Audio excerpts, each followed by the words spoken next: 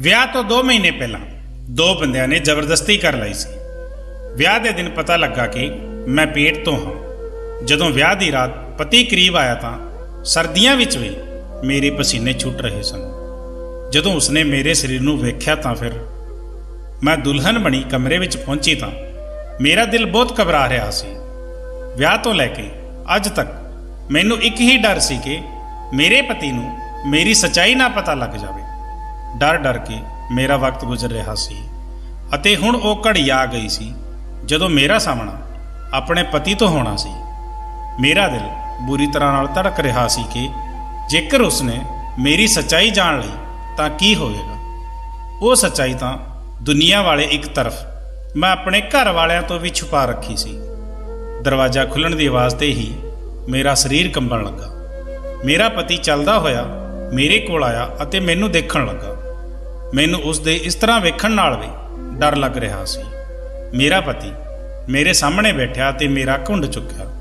ਮੈਂ ਉਸ ਵਕਤ ਬਾਕੀ ਦੁਲਹਨਾਂ ਦੀ ਤਰ੍ਹਾਂ ਸ਼ਰਮਾਉਣ ਦੀ ਬਜਾਏ ਡਰ ਨਾਲ ਕੰਬ ਰਹੀ ਸੀ। ਮੇਰਾ ਪਤੀ ਮੇਰੀ ਤਾਰੀਫ ਕਰਨ ਲੱਗਾ ਪਰ ਮੈਨੂੰ ਡਰ ਲੱਗ ਰਿਹਾ ਸੀ। ਹਾਲਾਂਕਿ ਮੇਰੇ ਪਤੀ ਨੇ ਮੈਨੂੰ ਪਹਿਲਾਂ ਵੀ ਵੇਖਿਆ ਸੀ।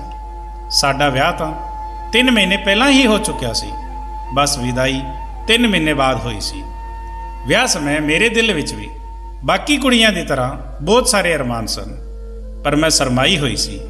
ਆਪਣੇ ਪਤੀ ਨੂੰ ਮੈਂ ਤਦ ਬਸ ਇੱਕ ਹੀ ਝਲਕ ਵੇਖਿਆ ਸੀ ਅਤੇ ਮੇਰਾ ਦਿਲ ਧੜਕ ਰਿਹਾ ਸੀ। ਹਾਲਤ ਉਹੀ ਰਹਿੰਦੀ ਤਾਂ ਯਕੀਨਨ ਮੈਂ ਵੀ ਅੱਜ ਸ਼ਰਮਾਉਂਦੀ ਅਤੇ ਧੜਕਦੇ ਹੋਏ ਦਿਲੋਂ ਇਹ ਤਾਰੀਫਾਂ ਕਬੂਲ ਕਰ ਰਹੀ ਹੁੰਦੀ। ਪਰ 1.5 ਮਹੀਨਾ ਪਹਿਲਾਂ ਮੇਰੇ ਨਾਲ ਜੋ ਹਾਦਸਾ ਹੋਇਆ ਉਸਨੇ ਮੇਰੀ ਦੁਨੀਆ ਹਿਲਾ ਦਿੱਤੀ ਸੀ। ਮੈਂ ਹਰ ਪਲ ਖੌਫ ਨਾਲ ਗੁਜ਼ਾਰਦੀ ਅੱਜ ਇੱਥੇ ਪਹੁੰਚੀ ਸੀ ਅਤੇ ਅੱਜ ਮੈਂ ਪੂਰੇ ਹੱਕ ਨਾਲ ਉਹਨਾਂ ਕੋਲ ਆਈ ਸੀ ਤਾਂ ਮੇਰਾ ਦਿਲ ਧੜਕ ਰਿਹਾ ਸੀ। ਮੇਰੇ ਪਤੀ ਮੇਰੇ ਨਾਲ ਗੱਲਾਂ ਕਰ ਰਹੇ ਸਨ ਅਤੇ ਮੈਨੂੰ ਉਹਨਾਂ ਦੀ ਨਜ਼ਰਾਂ ਅਜੀਬ ਜਿਹੀ ਮਹਿਸੂਸ ਹੋ ਰਹੀ ਸੀ। ਉਹਨਾਂ ਦੀ ਨਜ਼ਰ ਮੇਰੇ ਤੇ ਪਈ ਤਾਂ ਉਹ ਪਿੱਛੇ ਹਟ ਗਏ। ਮੈਂ ਉਹਨਾਂ ਦੇ ਪਿੱਛੇ ਹਟਣ ਤੇ ਸਹਿਮ ਗਈ। ਉਹਨਾਂ ਨੇ ਮੈਨੂੰ ਗੌਰ ਨਾਲ ਵੇਖਦੇ ਹੋਏ ਬਹੁਤ ਅਜੀਬ ਜਿਹੀ ਗੱਲਾਂ ਕਹਿ ਦਿੱਤੀ ਜਿਸ ਨੇ ਮੈਨੂੰ ਫਿਰ ਤੋਂ ਸੂਲੀ ਤੇ ਟੰਗ ਦਿੱਤਾ ਸੀ। ਮੈਨੂੰ ਲੱਗਿਆ ਉਹਨਾਂ ਨੂੰ ਮੇਰਾ ਰਾਜ਼ ਪਤਾ ਲੱਗ ਗਿਆ ਹੈ। ਮੇਰੀ ਉਹ ਹਕੀਕਤ ਜੋ ਮੈਂ ਉਹਨਾਂ ਤੋਂ ਛੁਪਾ ਰਹੀ ਸੀ ਸ਼ਾਇਦ ਉਹ ਜਾਣ ਗਏ ਸਨ।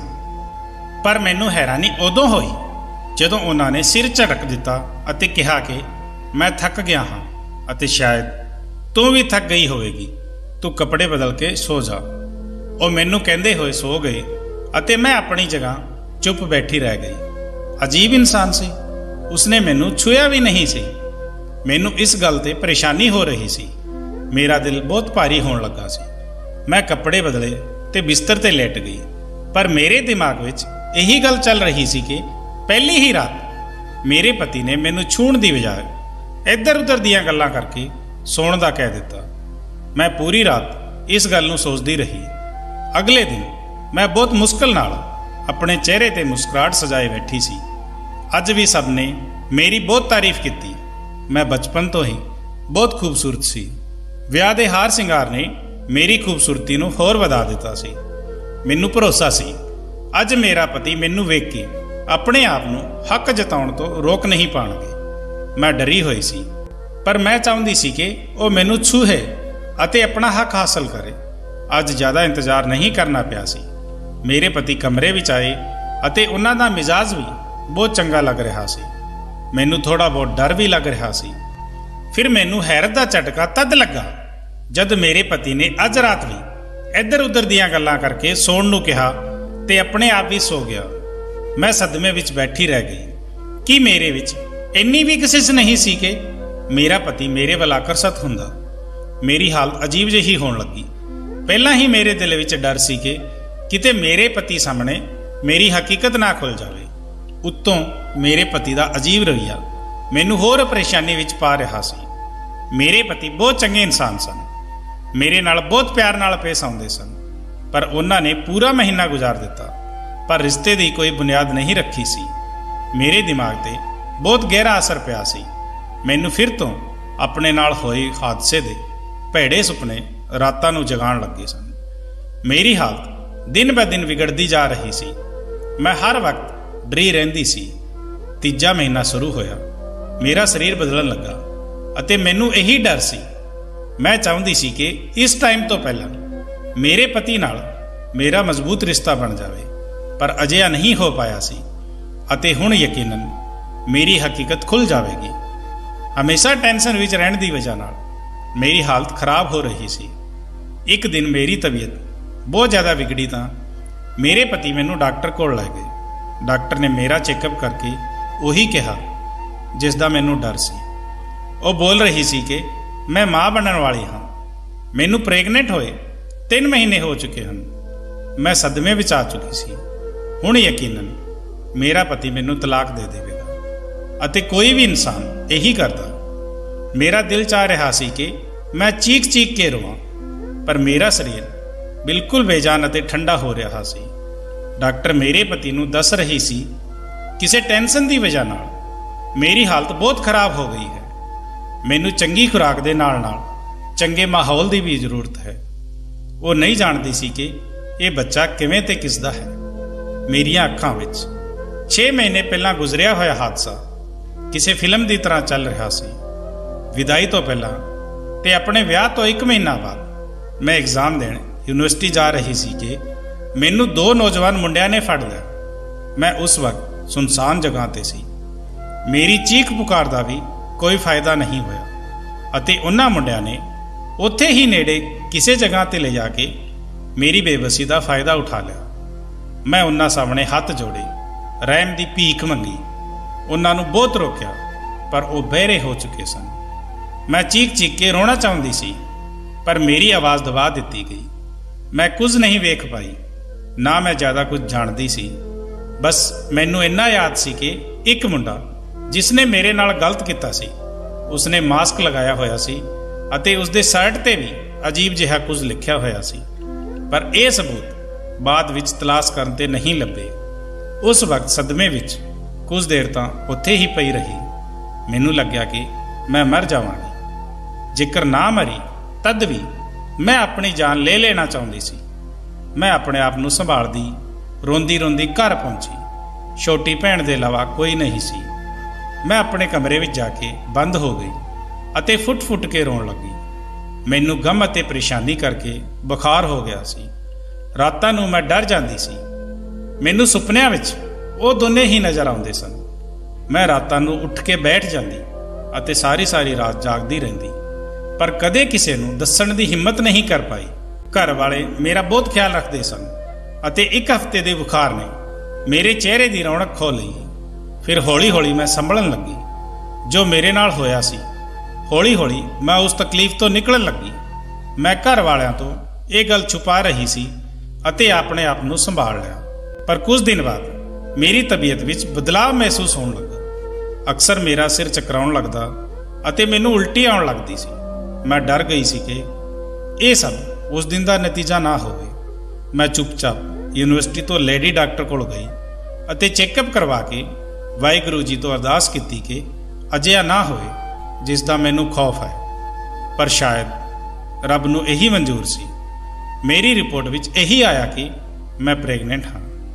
मैं बहुत रोई अते रब नूं पुछण लगी कि मेरे नाल अजिहा क्यों होया। हुण मैं कित्थे जांदी अते किस नूं अपनी हालत का जिम्मेदार ठहराउंदी। मेरी इस हालत का कौन गवाह बनेगा। मैं जानती सी मैनू ही गलत समझा जाता। घर आके मैं गुमसुम रहन लगी।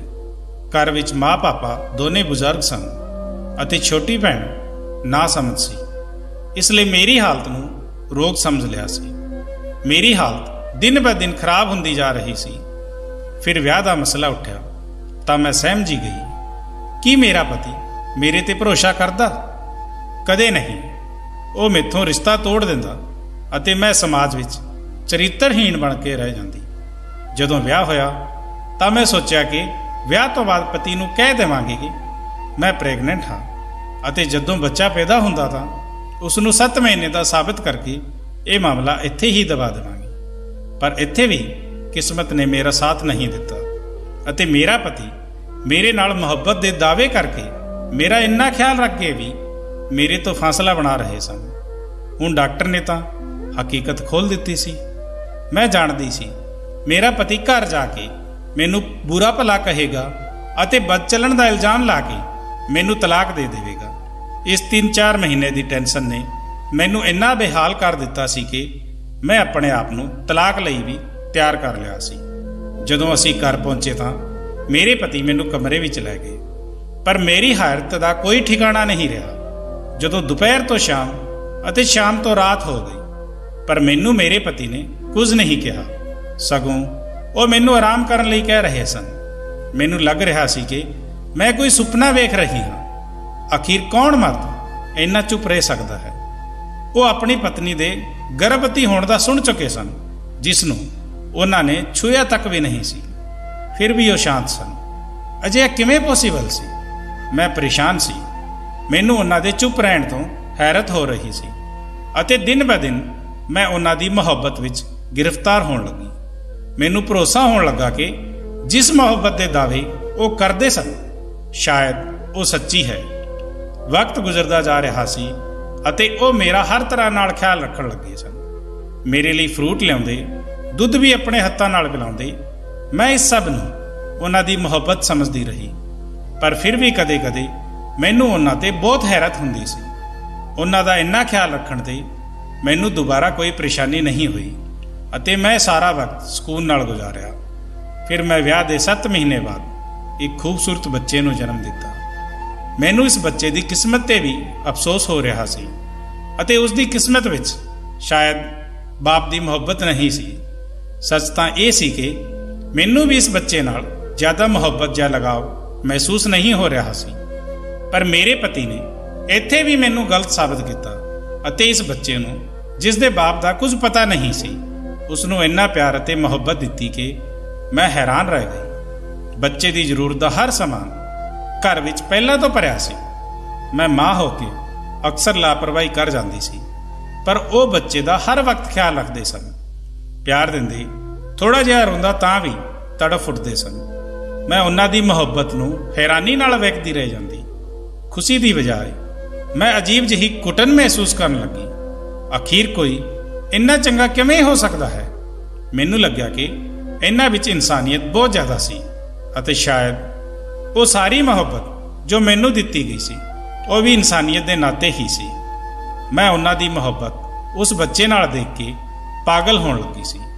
ਉਹ ਬੱਚਾ ਕਦੇ ਦੁੱਧ ਦੇਰ ਤੋਂ ਮਿਲਣ 'ਤੇ ਰੋਂਦਾ ਤਾਂ ਉਹ ਮੇਰੇ ਨਾਲ ਨਾਰਾਜ਼ ਹੋ ਜਾਂਦੇ ਸਨ ਅਤੇ ਉਸ ਨੂੰ ਚੁੱਕ ਕੇ ਪਿਆਰ ਕਰਦੇ, ਬਹਿਲਾਉਂਦੇ ਅਤੇ ਚੁੱਪ ਕਰਵਾਉਂਦੇ ਸਨ। ਇਹੀ ਸਿਲਸਿਲਾ ਕੁਝ ਦਿਨਾਂ ਤੱਕ ਚੱਲਿਆ ਤਾਂ ਮੇਰੀ ਬਰਦਾਸ਼ਤ ਖਤਮ ਹੋ ਗਈ ਅਤੇ ਇੱਕ ਦਿਨ ਮੈਂ ਆਪਣੇ ਪਤੀ ਨਾਲ ਲੜ ਪਈ।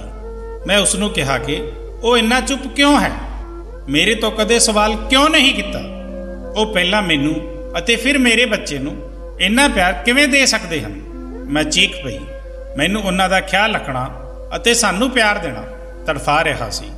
ਮੇਰੇ ਲੜਨ 'ਤੇ ਉਹ ਖਾਮੋਸ਼ ਨਜ਼ਰਾਂ ਨਾਲ ਮੈਨੂੰ ਦੇਖਣ ਲੱਗੇ, ਪਰ ਮੈਨੂੰ ਜਵਾਬ ਨਹੀਂ ਦਿੱਤਾ।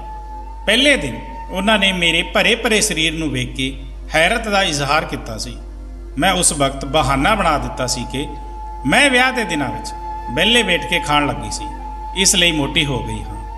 ਤਦ ਮੈਨੂੰ ਉਹਨਾਂ ਦੀ ਸਵਾਲੀਆ ਨਜ਼ਰਾਂ 'ਤੇ ਹੈਰਤ ਹੋਈ ਸੀ। ਹਾਲੇ ਬਸ 2 ਮਹੀਨਾ ਹੋਇਆ ਸੀ ਅਤੇ ਮੇਰੇ ਵਿੱਚ ਇੰਨਾ ਬਦਲਾਵ ਨਹੀਂ ਆਇਆ ਸੀ ਕਿ ਕੋਈ ਪਹਿਚਾਣ ਸਕਦਾ। ਮੈਂ ਰੋ ਰਹੀ ਸੀ। ਮੈਂ ਉਹਨਾਂ ਨੂੰ ਪੁੱਛਿਆ ਕਿ ਕੀ ਉਹਨਾਂ ਨੂੰ ਪਹਿਲੇ ਦਿਨ ਮੇਰੇ 'ਤੇ ਸ਼ੱਕ ਨਹੀਂ ਹੋਇਆ ਸੀ ਜਦੋਂ ਉਹਨਾਂ ਨੇ ਮੇਰੇ ਸਰੀਰ ਵਿੱਚ ਬਦਲਾਵ ਮਹਿਸੂਸ ਕੀਤਾ ਸੀ? ਉਹ ਬੋਲੇ ਕਿ ਹਾਂ, ਮੈਨੂੰ ਸ਼ੱਕ ਹੋਇਆ ਸੀ, ਪਰ ਤੂੰ ਕੁਝ ਨਹੀਂ ਦੱਸਿਆ। ਮੈਨੂੰ ਉਹਨਾਂ ਦਾ ਜਵਾਬ ਸੁਣ ਕੇ ਝਟਕਾ ਲੱਗਿਆ। ਮੇਰਾ ਸਿਰ ਹੁਣ ਚਕਰਾਉਣ ਲੱਗਿਆ ਸੀ। ਮੈਨੂੰ ਅਹਿਸਾਸ ਹੋਇਆ ਕਿ ਮੇਰੇ ਪਤੀ ਇੱਕ ਅਜੀਬ ਕਿਸਮ ਦੇ ਇਨਸਾਨ ਸਨ। ਉਹ ਜਾਣਦੇ ਸਨ ਅਤੇ ਉਹਨਾਂ ਨੇ ਪੁੱਛਿਆ ਨਹੀਂ ਕਿ ਅਜਿਹਾ ਕਿਉਂ ਤੇ ਕਦੋਂ ਹੋਇਆ। ਜਾਣਨ ਦੀ ਕੋਸ਼ਿਸ਼ ਤੱਕ ਨਹੀਂ ਕੀਤੀ ਕਿ ਮੇਰੇ ਨਾਲ ਕੀ ਹੋਇਆ, ਜਾਂ ਫਿਰ ਮੈਂ ਉਹਨਾਂ ਨਾਲ ਬੇਵਫਾਈ ਕਿਉਂ ਕੀਤੀ। ਮੇਰੇ ਝਗੜਨ 'ਤੇ ਉਹ ਬੋਲੇ ਕਿ ਮੈਂ ਤੈਨੂੰ ਅੱਜ ਇੱਕ ਹਕੀਕਤ ਦੱਸਣਾ ਚਾਹੁੰਦਾ ਹਾਂ। ਉਹ ਸ਼ਾਂਤ ਸਨ। ਹੁਣ ਵੀ ਮੈਨੂੰ ਉਹਨਾਂ ਦੇ ਸੁਭਾਅ ਦੀ ਵਜ੍ਹਾ ਜਾਣਨੀ ਸੀ ਅਤੇ ਮੈਂ ਇੰਨਾ ਤਾਂ ਸਮਝ ਗਈ ਸੀ ਕਿ ਕੋਈ ਅਜਿਹੀ ਗੱਲ ਜ਼ਰੂਰ ਹੈ ਜਿਸ ਦੀ ਵਜ੍ਹਾ ਨਾਲ ਉਹ ਅਜਿਹੇ ਸਨ। ਕੁਝ ਅਜਿਹਾ ਸੀ ਜਿਨ੍ਹਾਂ ਨੇ ਉਹਨਾਂ ਨੂੰ ਇੰਨਾ ਅਜੀਬ ਬਣਾ ਦਿੱਤਾ ਸੀ। ਉਸ ਦਿਨ ਉਹਨਾਂ ਨੇ ਜੋ ਸੱਚਾਈ ਦੱਸੀ, ਉਸਨੇ ਮੈਨੂੰ ਅੰਦਰ ਤੱਕ ਝੰਜੋੜ ਕੇ ਰੱਖ ਦਿੱਤਾ ਸੀ। ਉਹਨਾਂ ਨੇ ਦੱਸਿਆ ਕਿ ਉਹਨਾਂ ਦੀ ਮਾਂ ਨਾਲ ਇਸੇ ਤਰ੍ਹਾਂ ਗਲਤ ਹੋਇਆ ਸੀ ਅਤੇ ਜਦੋਂ ਉਹਨਾਂ ਦਾ ਵਿਆਹ ਹੋਇਆ ਤਾਂ ਉਹ ਮਾਂ ਬਣਨ ਵਾਲੀ ਸੀ। ਉਹਨਾਂ ਨੇ ਮੇਰੇ ਬਾਪ ਨੂੰ ਨਹੀਂ ਦੱਸਿਆ, ਸਗੋਂ ਆਪਣੇ ਅੰਦਰ ਦਬਾ ਕੇ ਰੱਖਿਆ ਅਤੇ ਵਿਆਹ ਕਰ ਲਿਆ। ਜਦੋਂ ਵਿਆਹ ਦੀ ਰਾਤ ਮੇਰੇ ਬਾਪ ਨੂੰ ਇਹ ਹਕੀਕਤ ਪਤਾ ਲੱਗੀ ਤਾਂ ਉਹਨਾਂ ਨੇ ਬਹੁਤ ਹੰਗਾਮਾ ਕੀਤਾ। ਉਹਨਾਂ ਨੇ ਮੇਰੀ ਮਾਂ ਨੂੰ ਬਚ ਚੱਲਣ ਦੇ ਤਾਨੇ ਦਿੱਤੇ ਅਤੇ ਮੇਰੀ ਮਾਂ 'ਤੇ ਬਹੁਤ ਜ਼ਿਆਦਾ ਜ਼ੁਲਮ ਕੀਤਾ, ਪਰ ਉਹ ਆਪਣੀ ਪਤਨੀ ਨੂੰ ਛੱਡਣ ਨੂੰ ਤਿਆਰ ਨਹੀਂ ਸਨ। ਆਪਣੀ ਪਤਨੀ ਨੂੰ ਅਪਣਾਈ ਰੱਖਿਆ, ਰਿਸ਼ਤਾ ਕਾਇਮ ਕੀਤਾ, ਪਰ ਬਸ ਇੰਨਾ ਹੀ ਰਹਿਮ ਕਰ ਪਾਏ, ਇਸ ਤੋਂ ਜ਼ਿਆਦਾ ਨਹੀਂ ਕਰ ਪਾਏ ਸਨ। ਹਾਲਾਂਕਿ ਮੇਰੇ ਮਾਂ ਨਾਲ ਗਲਤ ਹੋਇਆ ਸੀ ਅਤੇ ਉਹਨਾਂ ਦਾ ਕੋਈ ਕਸੂਰ ਨਹੀਂ ਸੀ। ਉਹ ਮੇਰੇ ਬਾਪ ਦੇ ਤਾਨੇ ਅਤੇ ਡਾਂਟ ਫਟਕਾਰ ਸੁਣਦੀ ਰਹੀ। ਫਿਰ ਮੈਂ ਪੈਦਾ ਹੋਇਆ। ਮੈਂ ਬਿਨਾਂ ਬਾਪ ਦਾ ਬੱਚਾ ਸੀ ਅਤੇ ਮੇਰੀ ਪਰਵਰਿਸ਼ ਬਾਕੀ ਬੱਚਿਆਂ ਦੀ ਤਰ੍ਹਾਂ ਨਹੀਂ ਹੋਣੀ ਚਾਹੀਦੀ ਸੀ। ਪਰ ਇੱਥੇ ਵੀ ਮੇਰੇ ਬਾਪ ਨੇ ਮੈਨੂੰ ਵੱਡਾ ਕੀਤਾ ਅਤੇ ਮੈਨੂੰ ਆਪਣਾ ਨਾਂ ਦਿੱਤਾ, ਮੈਨੂੰ ਆਪਣੇ ਘਰ ਵਿੱਚ ਰੱਖਿਆ, ਪੜ੍ਹਾਇਆ ਲਿਖਾਇਆ। ਪਰ ਇੱਕ ਫਰਕ ਰਹਿ ਗਿਆ ਸੀ, ਕਿਉਂਕਿ ਮੈਂ ਬਿਨਾਂ ਬਾਪ ਦਾ ਬੱਚਾ ਸੀ। ਮੈਨੂੰ ਆਪਣੇ ਮਾਂ ਦੇ ਪਤੀ ਤੋਂ ਸਗੇ ਬਾਪ ਦੀ ਮੁਹੱਬਤ ਨਹੀਂ ਮਿਲੀ। ਮੇਰੇ ਕੋਲ ਦੁਨੀਆ ਦੀ ਹਰ ਚੀਜ਼ ਸੀ, ਪਰ ਮਾਂ ਬਾਪ ਦਾ ਪੂਰਾ ਪਿਆਰ ਕਦੇ ਨਹੀਂ ਮਿਲਿਆ। ਫਿਰ ਮੇਰੇ ਭਰਾ ਭੈਣ ਵੀ ਪੈਦਾ ਹੋਏ। ਉਹ ਮੇਰੀ ਮਾਂ ਦੇ ਆਪਣੇ ਬੱਚੇ ਸਨ, ਮੇਰੇ ਬਾਪ ਦੀ ਸਕੀ ਔਲਾਦ ਸਨ, ਇਸ ਲਈ ਉਹਨਾਂ ਦੀ ਪਰਵਰਿਸ਼ ਵੱਖ ਸੀ। ਉਹਨਾਂ ਨੂੰ ਬਹੁਤ ਪਿਆਰ ਦਿੱਤਾ ਜਾਂਦਾ ਸੀ। ਮੈਂ ਇਹ ਫਰਕ ਵੇਖ ਕੇ ਬਹੁਤ ਰੋ ਰਿਹਾ ਸੀ ਅਤੇ ਮੇਰੇ ਨਾਲ ਜ਼ੁਲਮ ਕੀਤਾ ਜਾ ਰਿਹਾ ਸੀ। ਮੇਰੇ ਅੰਦਰ ਬੁਰਾਈਆਂ ਫੈਲਣ ਲੱਗੀਆਂ ਅਤੇ ਮਾਂ ਪਾਪਾ ਖਿਲਾਫ ਜ਼ਹਿਰ ਭਰ ਗਿਆ ਸੀ। ਬਸ ਆਪਣੀ ਮਾਂ ਤੋਂ ਗਿਲਾ ਸੀ ਕਿ ਜਦੋਂ ਵਿਆਹ ਤੋਂ ਪਹਿਲਾਂ ਉਹਨਾਂ ਨਾਲ ਜ਼ਿਆਦਤੀ ਹੋਈ ਤਾਂ ਉਹਨਾਂ ਨੇ ਮੇਰੇ ਬਾਪ ਨੂੰ ਕਿਉਂ ਨਹੀਂ ਦੱਸਿਆ। ਉਹਨਾਂ ਨੂੰ ਦੱਸਣਾ ਚਾਹੀਦਾ ਸੀ ਕਿ ਉਹ ਆਪਣੇ ਹੋਣ ਵਾਲੇ ਪਤੀ ਨੂੰ ਪਹਿਲਾਂ ਤੋਂ ਸੱਚਾਈ ਦੱਸਦੀ ਅਤੇ ਉਹਨਾਂ ਨੂੰ ਫੈਸਲੇ ਦਾ ਹੱਕ ਦਿੰਦੀ। ਮੇਰੀ ਨਜ਼ਰ ਵਿੱਚ ਮੇਰੇ ਮਾਂ ਦੇ ਪਤੀ ਦਾ ਕੋਈ ਕਸੂਰ ਨਹੀਂ ਸੀ। ਮੇਰੀ ਮਾਂ ਨੇ ਛੁਪਾ ਕੇ ਉਹਨਾਂ ਨਾਲ ਗਲਤ ਕੀਤਾ ਸੀ, ਉਹਨਾਂ ਦੇ ਹੱਥ ਬੰਨ੍ਹ ਦਿੱਤੇ ਸਨ। ਹਾਲਾਂਕਿ ਉਸ ਮਰਦ ਵਿੱਚ ਇੰਨੀ ਹਿੰਮਤ ਸੀ ਕਿ ਉਸਨੇ ਅਜਿਹੀ ਔਰਤ ਨੂੰ ਵੀ ਅਪਣਾਇਆ, ਰਿਸ਼ਤਾ ਖਤਮ ਨਹੀਂ ਕੀਤਾ ਅਤੇ ਬਿਨਾਂ ਬਾਪ ਦੇ ਬੇਟੇ ਨੂੰ ਵੀ ਆਪਣਾ ਨਾਂ ਦਿੱਤਾ। ਵਿਆਹ ਤੋਂ ਪਹਿਲਾਂ ਹਕੀਕਤ ਦਾ ਪਤਾ ਚੱਲਦਾ ਤਾਂ ਕਦੇ ਮੇਰੀ ਮਾਂ ਨੂੰ ਨਹੀਂ ਛੱਡਦਾ। ਉਸ ਨੂੰ ਖੁਸ਼ੀ ਹੁੰਦੀ ਕਿ ਇਹ ਫੈਸਲਾ ਉਸਨੇ ਆਪਣੀ ਮਰਜ਼ੀ ਨਾਲ ਕੀਤਾ ਹੈ। ਮੇਰੇ ਪਤੀ ਬੋਲ ਰਹੇ ਸਨ ਅਤੇ ਮੈਂ ਪੱਥਰ ਬਣ ਚੁੱਕੀ ਸੀ। ਮੈਂ ਆਪਣੇ ਪਤੀ ਦੀ ਮਾਂ ਵਰਗੀ ਹੀ ਕਿਸਮਤ ਪਾਈ ਸੀ। ਤਾਂ ਇਹ ਸੀ ਉਹ ਗੱਲ ਜਿਸ ਦੀ ਵਜ੍ਹਾ ਨਾਲ ਉਹਨਾਂ ਨੇ ਸ਼ੱਕ ਹੋਣ 'ਤੇ ਵੀ ਮੇਰੇ ਤੋਂ ਸਵਾਲ ਨਹੀਂ ਕੀਤਾ। ਸਗੋਂ ਹਕੀਕਤ ਪਤਾ ਚੱਲੀ ਤਾਂ ਲੜਨ ਜਾਂ ਮਾਰਨ ਦੇ ਬਜਾਏ ਦਿਲੋਂ ਅਪਣਾ ਲਿਆ। ਮੇਰੇ ਪਤੀ ਨੇ ਮੇਰੇ ਵੱਲ ਵੇਖਿਆ ਅਤੇ ਮੈਨੂੰ ਕਿਹਾ ਕਿ ਮੇਰਾ ਤੇਰੇ ਤੋਂ ਇਹੀ ਸਵਾਲ ਹੈ ਕਿ ਤੂੰ ਮੇਰੇ ਤੋਂ ਕਿਉਂ ਛੁਪਾਇਆ। ਮਤਲਬ ਕੀ ਤੂੰ ਇਸ ਸਭ ਵਿੱਚ ਸ਼ਾਮਿਲ ਸੀ? ਕੀ ਤੁਹਾਡਾ ਕਿਸੇ ਮੁੰਡੇ ਨਾਲ ਰਿਸ਼ਤਾ ਸੀ? ਮੈਂ ਉਹਨਾਂ ਤੇ ਸਵਾਲ ਤੇ ਤੜਫ ਉੱਠੀ। ਮੈਂ ਜਲਦੀ ਤੋਂ ਨਹੀਂ ਵਿੱਚ ਸਿਰ ਹਿਲਾ ਕੇ ਮਨਾ ਕੀਤਾ ਤੇ ਉਹਨਾਂ ਨੂੰ ਭਰੋਸਾ ਦਿਵਾਉਣ ਲੱਗੀ, ਅਜਿਹਾ ਕੁਝ ਨਹੀਂ ਹੈ। ਮੈਂ ਕਸਮ ਖਾਈ ਅਤੇ ਕਿਹਾ, ਮੈਂ ਬੇਕਸੂਰ ਹਾਂ। ਮੈਂ ਉਹਨਾਂ ਦੋਨਾਂ ਆਦਮੀਆਂ ਨੂੰ ਨਹੀਂ ਜਾਣਦੀ, ਉਹਨਾਂ ਦੀ ਸ਼ਕਲ ਤੱਕ ਨਹੀਂ ਵੇਖੀ। ਮੇਰਾ ਕਦੇ ਕਿਸੇ ਗੈਰ ਮਰਦ ਨਾਲ ਕੋਈ ਅਜਿਹਾ ਰਿਸ਼ਤਾ ਨਹੀਂ ਸੀ। ਮੈਂ ਆਪਣੇ ਦਿਲ ਵਿੱਚ ਕਿਸੇ ਨੂੰ ਰੱਖਿਆ ਸੀ ਤਾਂ ਉਹ ਮੇਰਾ ਪਤੀ ਸੀ। ਮੇਰੇ ਭਰੋਸਾ ਦਿਵਾਉਣ ਤੇ ਉਹ ਬੋਲੇ, ਜਦੋਂ ਅਜਿਹਾ ਸੀ ਤਾਂ ਕਿਉਂ ਛੁਪਾਇਆ? ਮੈਨੂੰ ਕਿਉਂ ਨਹੀਂ ਦੱਸਿਆ ਕਿ ਤੁਹਾਡੇ ਨਾਲ ਗਲਤ ਹੋਇਆ ਸੀ? ਤੂੰ ਤਾਂ ਆਪਣੇ ਆਪ ਹੀ ਮਜਬੂਰ ਸੀ। ਕਿਉਂ ਆਪਣੇ ਆਪ ਨੂੰ ਸਤਾਉਂਦੀ ਰਹੀ? ਕਿਸ ਗੱਲ ਤੋਂ ਡਰਦੀ ਸੀ? ਕਿਉਂ ਮੇਰੀ ਮਾਂ ਵਾਲੀ ਬੇਵਕੂਫੀ ਦੁਹਰਾਈ? ਮੈਂ ਉਹਨਾਂ ਦੇ ਸਵਾਲ ਤੇ ਬੇਬਸ ਹੋ ਗਈ। ਮੈਂ ਉਹਨਾਂ ਨੂੰ ਕੀ ਦੱਸਦੀ? ਔਰਤ ਸਿਰਫ ਇਲਜ਼ਾਮ ਤੋਂ ਡਰਦੀ ਹੈ। ਮੈਨੂੰ ਵੀ ਇਹੀ ਡਰ ਸੀ ਕਿ ਮੇਰੇ ਤੇ ਭਰੋਸਾ ਨਹੀਂ ਕੀਤਾ ਜਾਵੇਗਾ। ਮੇਰੇ ਕੋਲ ਕੋਈ ਸਬੂਤ ਨਹੀਂ ਸੀ ਅਤੇ ਮੈਂ ਉਹਨਾਂ ਨੂੰ ਕੀ ਦੱਸਦੀ? ਅਜੋਕੇ ਜ਼ਮਾਨੇ ਵਿੱਚ ਅਜਿਹੇ ਮਰਦ ਤਾਂ ਬਹੁਤ ਘੱਟ ਰਹਿ ਗਏ ਹਨ। ਲੋਕ ਤਾਂ ਝੂਠੇ ਇਲਜ਼ਾਮ ਤੇ ਵੀ ਰਿਸ਼ਤੇ ਤੋੜ ਦਿੰਦੇ ਹਨ। ਫਿਰ ਮੈਂ ਤਾਂ ਆਪਣੇ ਆਪ ਤੇ ਉਹ ਸਭ ਝੇਲ ਚੁੱਕੀ ਸੀ। ਮੈਂ ਉਹਨਾਂ ਦੀ ਜਿੱਦ ਤੇ ਕਿਹਾ ਕਿ ਮੈਨੂੰ ਕੀ ਖਬਰ ਸੀ ਕਿ ਤੁਸੀਂ ਮੇਰੇ ਤੇ ਭਰੋਸਾ ਕਰੋਗੇ ਜਾਂ ਨਹੀਂ। ਜੇਕਰ ਵਿਆਹ ਦੀ ਰਾਤ ਸਵਾਲ ਕਰ ਦਿੰਦੇ ਤਾਂ ਮੈਂ ਆਪਣੇ ਆਪ ਸਭ ਕੁਝ ਦੱਸ ਦਿੰਦੀ, ਕੁਝ ਵੀ ਨਹੀਂ ਛੁਪਾਉਂਦੀ। ਜੇਕਰ ਮੈਨੂੰ ਅੰਦਾਜ਼ਾ ਹੁੰਦਾ ਕਿ ਮੇਰਾ ਪਤੀ ਇੰਨਾ ਚੰਗਾ ਹੈ ਤਾਂ ਮੈਂ ਆਪਣੇ ਆਪ ਨੂੰ ਇੰਨੀ ਤਕਲੀਫ ਕਿਉਂ ਦਿੰਦੀ।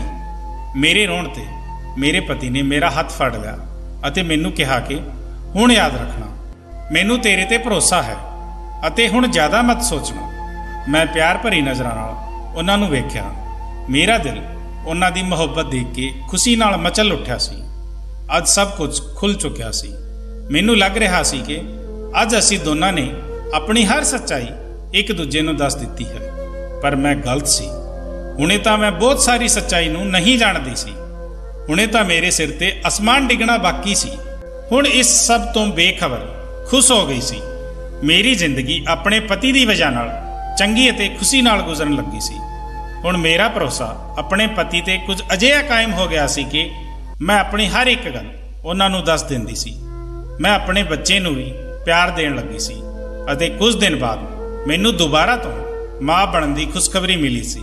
इस बार यह फर्क सी कि मैं भी इस खुशी नूं खुल के महसूस कर रही सी, पर मेरे पति दे सुभाव विच तां कदे बदलाव आया ही नहीं सी। इस बार भी उंज ही ख्याल रख रहे सन जिवें पहलां रखिया सी। ਉਹ ਮੈਨੂੰ ਜ਼ਿਆਦਾ ਕੰਮ ਵੀ नहीं ਕਰਨ ਦਿੰਦੇ ਸਨ। मैं ਉਹਨਾਂ ਤੋਂ छुप के थोड़ा बहुत घर ਦਾ ਕੰਮ ਕਰ ਲੈਂਦੀ, ਵਰਨਾ ਉਹਨਾਂ ਨੇ ਕੰਮ ਵਾਲੀ ਰੱਖ ਲਈ ਸੀ। ਕੰਮ ਵਾਲੀ ਮੇਰੇ ਵੱਡੇ ਬੇਟੇ ਨੂੰ ਸੰਭਾਲੇ ਬੈਠੀ ਸੀ ਅਤੇ ਮੈਂ ਸੋਚਿਆ ਕਿ ਮੈਂ ਸਟੋਰ ਰੂਮ ਤੋਂ ਕੁਝ ਸਮਾਨ ਕੱਢ ਲਵਾਂ। ਉਹ ਸਾਰਾ ਸਮਾਨ ਜੋ ਵੱਡੇ ਬੇਟੇ ਦੇ ਪੈਦਾ ਹੋਣ ਤੋਂ ਬਾਅਦ ਜ਼ਰੂਰਤ ਪਈ ਸੀ। ਜਦੋਂ ਉਹ ਵੱਡਾ ਹੋਇਆ ਤਾਂ ਮੇਰੇ ਪਤੀ ਨੇ ਉਹ ਸਭ ਸਟੋਰ ਰੂਮ ਵਿੱਚ ਰੱਖ ਦਿੱਤਾ। ਮੈਨੂੰ ਸਿਰਫ 1 ਮਹੀਨਾ ਬਾਕੀ ਸੀ। मैं सोचा समान आदि चुक के पहला तो चैक कर लवां। स्टोर की लाइट ऑन की, पुरानी बाक्स खोल के सारा समान कढ़ रही सी। तद मैनू बाक्स के एक कोने विच एक बहुत पुराना संदूक मिलिया। मैं वो संदूक भी समान विच रखिया अते कम वाली नूं सद के वो सारा समान मेरे कमरे विच ले जाण नूं कहा। उसने मेरे कहण ते समान ले जाके कमरे विच रख दिता। मैं समान कढ़ के वेख रही सी। मेरे सामने वो पुराना संदूक आ गया। मैं उस संदूक नूं खोलिया। उस विचों जो समान कढ़िया उसनूं वेख के मेरे होश उड़ गए। मैं सिर तो पैर तक कंब गई सी। मेरा दिल डुब रहा सी। मैं भरोसा करन नूं तैयार नहीं सी कि अजिहा किवें हो सकदा सी। मेरा पति तां एक चंगा इंसान सी, फिर मेरे सामने उसदा पिया ये समान उसदा किहड़ा पहलू सी। मेरा पति घर आया तां मैं उसदा कालर फड़ के वो काला शर्ट अते काला मास्क उन्हां दे मूँह ते सुट दिता ते कहा कि मेरे नाल गलत करन वाला कोई होर नहीं सगों मेरा अपना पति सी। मैं उस आदमी ते चीख रही सी कि उसने मेरे नाल अजिहा क्यों किया, मैनू अजिही तकलीफ क्यों दिती। वो बोले कि तू मेरे विआह विच सी, मैं कोई पाप नहीं किया, मैं बस तैनू अजमाना चाहुंदा सी। मैं जानना चाहुंदा सी कि तू मैनू सच्चाई दसदी है जां नहीं। उन्हां दी ये गल सुन के मैनू बहुत वड्डा झटका लग्या। सिर्फ अजमाउण लई उस इंसान ने मैनू इन्नी तकलीफ दिती। अपने पति की सच्चाई जानने तो बाद मैनू वो सारा वक्त याद आउण लगा जो मैं तकलीफां विच गुजारिया सी। जेकर मैनू उन्हां दी सारी सच्चाई पता ना हुंदी तां मैं तां सारी जिंदगी इंज ही गमहीन होकर गुजारदी। मेरी मुहब्बत अपने पति नाल एकदम खत्म हो गई सी। दिल कर रहा सी मैं ये घर छड्ड के किते चली जावां अते वापस ना आवां। मैं घर छड्ड के जाण दा इरादा किता तां मेरे बच्चों ने मेरे कदम फड़ लए सन। जिहो जी भी सी मैं उन्हां दी मां सी अते मेरा वो बच्चा जिस दे नाल मैं गैर समझ के उसनूं अपने बच्चे की तरह उसका हक अते उसकी मुहब्बत भी ना दे सकी। हुण तां मैनूं उसका दुख हो रहा सी। उस बच्चे ने अपना बचपन एक यतीम बच्चे की तरह गुजारिया सी। मैनूं अपने पति नाल नफरत महसूस हो रही सी, पर मेरे कोल वापसी का कोई रास्ता नहीं सी। वो एक शकी इंसान से होर कुछ नहीं सी। उसते जो गुजरी जिस तरह नाल उसका बचपन गुजरिया उन्हां सब हालातां ने उसनूं दिमागी मरीज बना दिता सी। मैं उन्हां दे बचपन के हालात नूं सोच रही सी कि जेकर मैं उन्हां हालातां तो गुजरदी तां शायद मैं भी इसे तरह बन जाती, क्योंकि जदों तो मेरे नाल वो हादसा होया सी उदों तो मेरा भी दिमागी मरीज बनन विच कोई कसर नहीं रही सी। जेकर मैनू हकीकत पता ना हुंदी तां अज तक मैं उसे गम विच रहिंदी। मैं बहुत रो रही सी। मैं जिस आदमी नूं चंगा इंसान समझदी रही सी मेरी बर्बादी का जिम्मेवार वो खुद सी अते मैं अज भी पहलां दी तरह बेबस सी अते उसदे नाल रहण लई मजबूर सी, क्योंकि मैं उसदे बच्चों की मां सी। अपने बच्चों नूं छड्ड के मैं उन्हां दे बाप वर्गा नहीं बनाउणा चाहुंदी सी। दोस्तों, जिन्हां ने भी ये कहानी सुनी मैं उन्हां नूं पुछना चाहुंदी हाँ कि की उन्हां ने जाण-बुझ के अजिही गलती की कि मैं अपने पति नूं फिर तो अपना लवां जां नहीं।